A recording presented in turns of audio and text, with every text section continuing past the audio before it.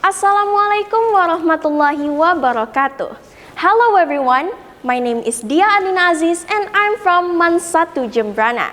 Here, I'll deliver guys a speech entitled Kitty Go, as your friends to go everywhere. Ladies and gentlemen, growing up as a minority in Bali made my parents have to be more protective and selective to me. They made sure that I got enough religious knowledge. This made me have to study far away from my house. However, both of my parents had to go to work and couldn't accompany me to go to school. This situation made me have to break several government rules in becoming the road user. Living in the age of West area in Bali, where public transportation is nowhere to be found, I must find another alternative to go to school. And the last option is I'm riding the motorcycle by myself. I learned how to ride a motorbike at the age of 12. And you know what guys, this thing is considered as a normal thing in my area. Despite the legal requirement of motorbike user must be at least 17 years old. When you took a glance, it's very easy to blame me or my parents because violating several government rules. But if you look closer, is it true that we're the only one to be blamed? Ladies and gentlemen, I believe that this situation isn't only happening in my place. This problem is complex. This includes a lot of interconnected factors.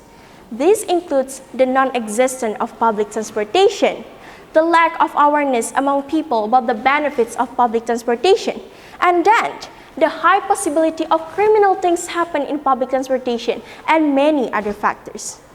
In this context, I am one of the people who didn't have the chance to choose what's best for me. Both of my parents had to go to work, yet I still had to continue my study. School-age children like me required to use their motorbike by yourself. Like the real situation we can see a lot lately in the road. There's a lot of underage children ride electric bicycle on the road. Most of them ride it without even wearing a helmet, and also they lack of how to be responsible in becoming the road user. Basically, the law regarding the use of electric bicycle have been established by the government, but it hasn't been effectively communicated to the grassroots level. And also, the road that don't differentiate between car and also bicycle user make it worse. It's highly risk for everyone. Ladies and gentlemen, I believe that we must find the way to solve this problem. One fundamental effort that must be immediately fulfilled is to maximize accessible public transportation in order to make people know where to move from one place to another place. From this, the road problem involving children will be easily overcome because they know where and they have another option to move from one place to another place. The provision of public transportation is the responsibility of the government. Now the question is the provision of public transportation enough to solve this problem? Of course not. We must also upgrading the comfortability and also the safety aspect in order to persuade people to use public transportation. Ladies and gentlemen, public transportation is a place where people with various backgrounds meet. Incidents of crimes or criminal things often occur in public transportation, and one of them is sexual violence. Koalisi Ruang Publik Aman released a national survey and said that public transportation is the second highest location of sexual harassment in public spaces. Not only sexual harassment, but also theft and hostage-taking occur in public transportation. These crimes raise concern for everyone, especially for the parents in allowing their children to use public transportation. That's why it is crucial for us to find the way to solve this problem.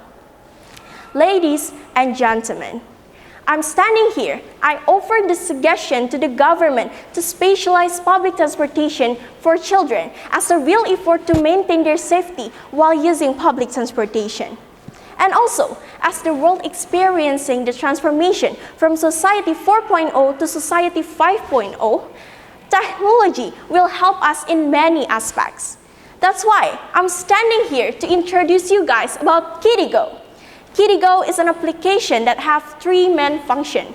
The first one is providing public transportation schedule, and then the second one is purchasing ticket online, and the third one is tracking your children while using public transportation, so that parents do not have to worry anymore, as they can monitor their children while using public transportation.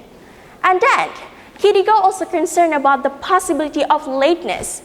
That's why KiddyGo will post an official announcement about delays that caused by the public transportation system itself. And also, KiddyGo will tell you where is the nearby stop of public transportation. That's why I mentioned earlier that KiddyGo is your friends to go everywhere. Ladies and gentlemen, now let's try to change our habit and use public transportation as our daily transportation, especially all of us as the next generation of Indonesia. Let's take our part together to make Indonesia better. And last I say, wassalamualaikum warahmatullahi wabarakatuh. Goodbye everyone.